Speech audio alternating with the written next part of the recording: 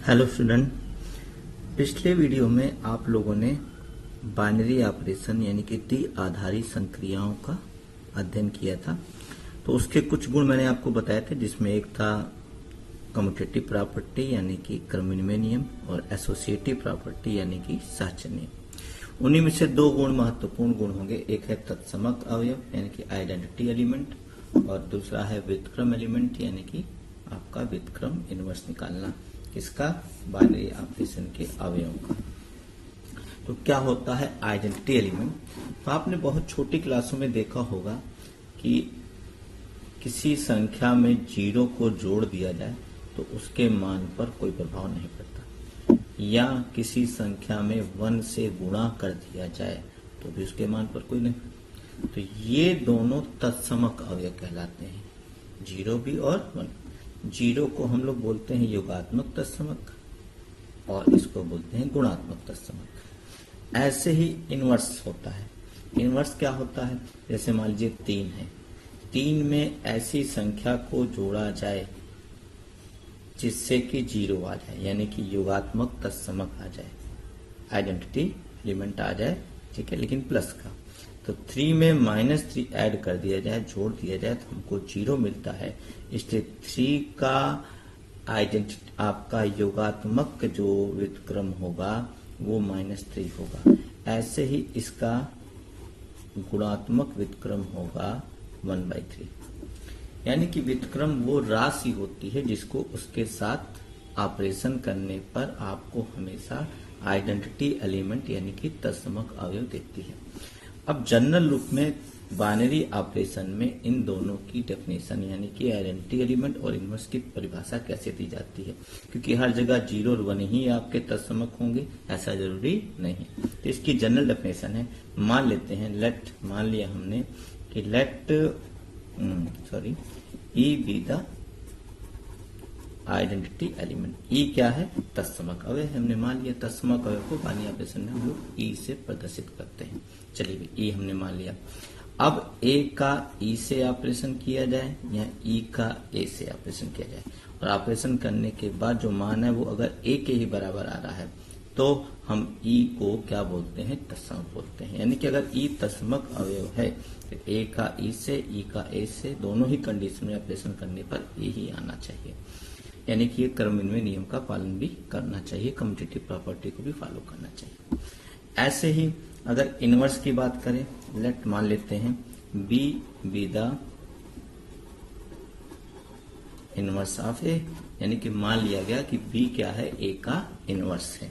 अगर बी ए का इनवर्स है देन ए का बी से ऑपरेशन मैं करूं या बी का ए से, दोनों ही कंडीशन में हमको आइडेंटिटी एलिमेंट यानी कि तत्समक अवयव मिलना चाहिए, यानी कि ई मिलना चाहिए। ए का बी से, बी का ए से ऑपरेशन करने पर, क्रम बदलने पर भी कोई मान में फर्क नहीं आना चाहिए, यानी कि आपको ई ही प्राप्त होना चाहिए। तब ये कहलाएगा क्या? एक दूसरे के ये क्या कहलाएंगे? इनवर्स। तो अगर बी ए का इनवर्स है तो ए स्टार बी, बी स्टार ए बराबर ई होगा। इस तरह से आप देख सकते हैं कि ये आपकी डेफिनेशन है, परिभाषा है तत्समक अवयव की, और ये उसका इनवर्स की। आपकी बुक का एक क्वेश्चन लगाते हैं जिसमें आपको ये बातें और क्लियर होंगी, या मैं आपको एक एग्जांपल ले लेता हूं अपने मन से। जैसे मान लीजिए मुझसे कहा गया, एक एग्जांपल लिया गया कि ए स्टार बी इक्वल टू है ए इंटू बी ही मान लेते हैं, सरल सा लेते हैं। और आपसे कहा गया भाई तत्समक अवयव निकालिए, आइडेंटिटी एलिमेंट निकालिए।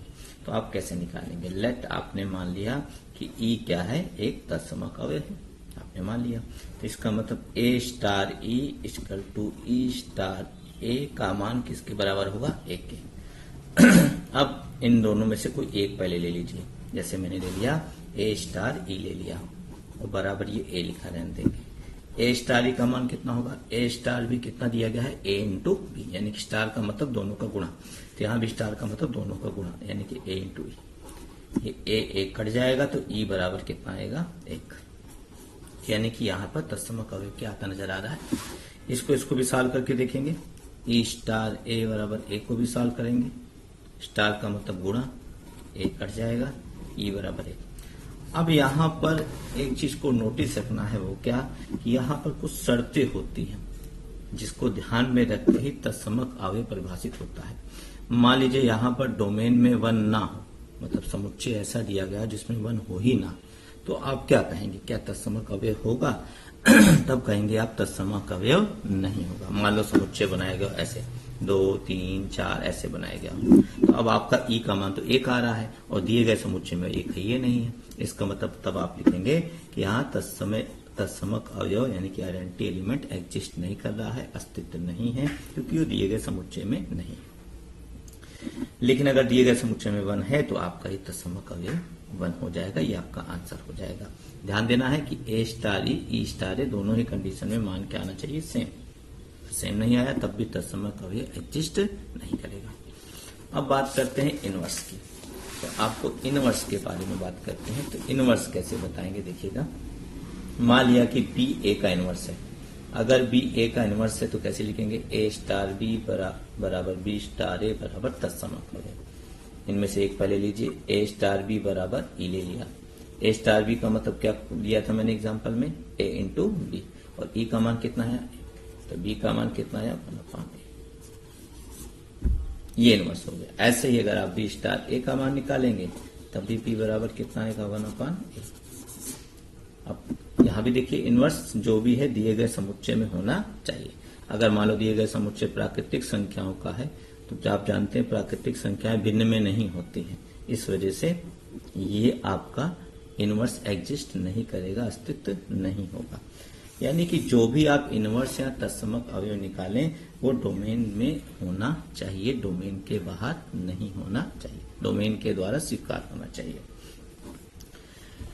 तो ये भी ध्यान देना है कि ये सभी मानों के लिए परिभाषित होना चाहिए, यानी कि यहाँ पर ए का मान 0 नहीं होना चाहिए, यानी कि डोमेन में 0 नहीं होना चाहिए, नहीं तो 0 का इनवर्स नहीं निकलेगा।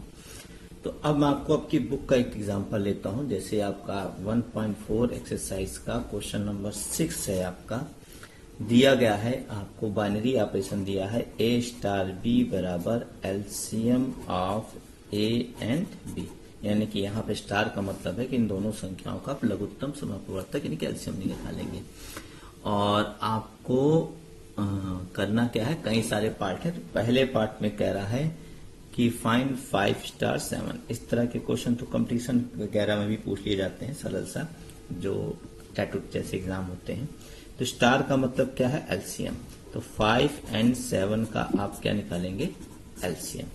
5 and 7 का एलसीएम कितना होता है, ऐसी संख्या जिससे जो दोनों से कट जाए, तो 5 7 जा 35 एलसीएम निकालना आई होप सबको जानते होंगे, ना जानते होंगे तो आप मुझे कमेंट बॉक्स में बता दीजिएगा, सिखा देंगे एलसीएम कैसे निकाला जाता है।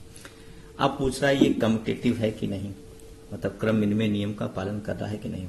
अब चूंकि हम जानते हैं कि हम LCM of A and B निकालें या LCM of B and A, यानी कि चाहे ए और बी का लघुत्तम समापवर्तक निकालें चाहे बी और ए का निकालें एलसीएम, दोनों ही कंडीशन में एलसीएम क्या आएगा, सेम आएगा। यानी कि ए स्टार बी और बी स्टार ए का मान कितना होगा, सेम होगा। इस वजह से आपका ये कम्यूटेटिव है, यानी कि ये आपका क्रम विनिमय नियम का पालन कर रहा है। आप लिख देंगे इट इज कम्यूटेटिव, यानी कि क्रम विनिमय नियम का ये पालन कर रहा है। यस, ये कम्यूटेटिव। तीसरा पार्ट एसोसिएटिव, यानी कि सहचर नियम की जांच करनी है। तो सहचर नियम में 3 नंबर लेंगे, ए स्टार बी स्टार सी, 3 मैंने ले लिए। पहले बी स्टार सी का मान निकालेंगे, तो स्टार का मतलब क्या है, एलसीएम, तो एलसीएम ऑफ बी एंड सी हो जाएगा। अब फिर स्टार लगा है तो इसके साथ भी इसका एलसीएम ले लेंगे, तो यानी कि तीनों का इकट्ठे एलसीएम हो जाएगा, LCM of A B and C. किसी भी क्रम में 3 संख्याओं का एलसीएम निकालिए, मान क्या आएगा, सेम आएगा। और देखिएगा ऐसे ही अगर आपको निकालने को कहा जाए ए स्टार बी स्टार सी, तो इसमें भी वही चीज आएगा। पहले आप लिख देंगे LCM of A and B, फिर स्टार सी, और फिर वही चीज आएगा LCM of A B and C. दोनों ही कंडीशन में मान सेम आएंगे, तो लिखेंगे A star B star C equal to A star B star C. तो इसका मतलब यस, ये क्या है, एसोसिएटिव है, यानी कि सहचर नियम का भी क्या कर रहा है, पालन कर रहा है। इस तरह से आप इसको लिख सकते हैं। तो ये बड़ा सरल सा क्वेश्चन है जिसमें आपको पिछले वीडियो में बताए गए 2 गुणों को हम लोग सेटिस्फाइड कराए हैं। एक है क्रम विनिमय नियम यानी कि कम्यूटेटिव प्रॉपर्टी, और एक है एसोसिएटिव प्रॉपर्टी यानी कि सहचर नियम। इसमें चौथा पार्ट है आपको, जिसके बारे में आपको भी मैंने बताया था, वो है तत्समक। पूछ रहा है कि क्या दिए गए समुच्चय में, समुच्चय यहाँ पर ध्यान रखिएगा क्या दिया गया है क्वेश्चन में, एन मतलब नेचुरल नंबर, क्या दिए गए समुच्चय में तत्समक अवयव होगा, find the identity of given operation in N. तो गिवन ऑपरेशन में मान लिया let E be the identity element, मान लिया ई क्या है, तत्समक अवयव है। अगर ई तत्समक अवयव है तो ए स्टार ई और ई स्टार ए का मान किसके बराबर होगा, ए के बराबर होगा। आइडेंटिटी एलिमेंट के साथ ऑपरेशन करने पर संख्या पर कोई प्रभाव नहीं पड़ता है। इन दोनों में से किसी एक को लीजिए। ए स्टार ई बराबर क्या ले लिया हम लोगों ने, ए। स्टार का मतलब क्या है, एलसीएम ऑफ ए एंड ई। अब ये कोई सिंपल सा समीकरण तो है नहीं बीजगणित का कि आप उसको कैंसिल करके सॉल्व करें, तो इसको आपको लॉजिकली बताना पड़ेगा। यानी कि एक ऐसी संख्या ई के बारे में सोचिए जिसको किसी के साथ भी एलसीएम लें तो उसके मान पर कोई प्रभाव ना पड़े। मतलब जैसे हमने कोई भी संख्या ली, जैसे मैंने ई बराबर 1 ले लिया, ई के साथ यानी कि 1 के साथ 1 का एलसीएम लेंगे तो 1 आएगा, 1 के साथ 2 का एलसीएम लेंगे तो 2 आएगा, 1 के साथ 3 का एलसीएम लेंगे तो 3 आएगा। यानी कि 1 के साथ किसी का भी आप एलसीएम लीजिए, उस संख्या के मान पर कोई प्रभाव नहीं पड़ेगा। इसका मतलब ई का मान कितना होना चाहिए, 1, क्योंकि 1 एक ऐसी संख्या है इसको किसी के साथ भी एलसीएम लेंगे तो वही संख्या आ जाएगी। इसका मतलब यहाँ पर तत्समक अवयव कितना होगा, 1 होगा। तो ए स्टार ई को मैंने सॉल्व करके दिखाया, ऐसे ही आप सॉल्व कर सकते हैं ई स्टार ए बराबर ए को लेकर, तब भी का मान कितना आएगा, 1। यानी कि यहाँ पर तत्समक अवयव क्या होगा, 1 होगा, क्योंकि 1 आपका दिए गए समुच्चय में भी है, क्योंकि समुच्चय आपका दिया है नेचुरल नंबर यानी कि प्राकृतिक संख्या। तो इस तरह से तत्समक अवयव निकालते हैं। तो इसमें इनवर्स निकालने को नहीं कहा गया है, व्युत्क्रम निकालने को नहीं कहा गया है। 4 पार्ट थे और ये बहुत ही इजी सा आपका क्वेश्चन था। तो 1.4 के सारे क्वेश्चन आप लोग लगाइए, कोई भी दिक्कत हो तो आप कमेंट बॉक्स में बता सकते हैं। और इस चैप्टर के जितने भी वीडियो मैंने आपको इस चैनल पर डाले हैं सभी को आप अच्छे से देखिए, क्योंकि इसके बाद एक्सरसाइज विद प्रश्नावली मिसलेनियस एक्सरसाइज शुरू होगी, तो इसके लिए आपको पूरे चैप्टर का ज्ञान होना आवश्यक है। तो जिन भी बच्चों ने चैनल सब्सक्राइब नहीं किया वो कर लें, तो सभी वीडियो उनको मिल जाएंगे। Okay, thank you.